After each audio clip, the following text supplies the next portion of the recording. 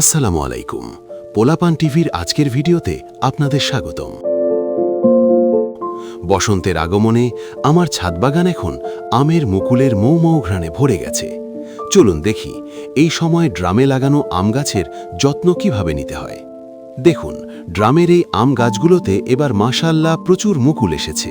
মুকুল আসার পর থেকে গুটি ধরা পর্যন্ত সময়টা খুবই সেন্সিটিভ। পোকা বা ছত্রাক থেকে বাঁচাতে আমি প্রতি লিটার পানিতে 2 গ্রাম হারে ম্যানকজেব গ্রুপের ছত্রাকনাশক এবং ইমিডাক্লোপ্রিড গ্রুপের কীটনাশক মিশিয়ে স্প্রে করছি। এতে মুকুল ঝরে পড়া অনেকটাই কমে যাবে। ড্রামে যেহেতু মাটির পরিমাণ কম থাকে, তাই পুষ্টি নিশ্চিত করতে আমি নিয়মিত জৈব সার, হাড়ের গুঁড়ো ও পটাশ সারের মিশ্রণ ব্যবহার করি। মনে রাখবেন, মুকুল ফোটা অবস্থায় খুব বেশি পানি দেওয়া যাবে না, আবার মাটি যেন একদম শুকিয়েও না যায়। বাগানে শুধু আম নয়, একপাশে ফুটে আছে চমৎকার বাগান বিলাস ফুল। আর এই দেখুন, প্লাস্টিকের বোতলে আমি টমেটো চাষ করেছি।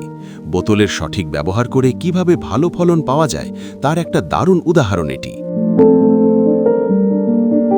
টমেটো গাছগুলোতে এখন কাঁচা টমেটোই ভরে আছে, কয়েকটা আবার পেকে লাল হতে শুরু করেছে।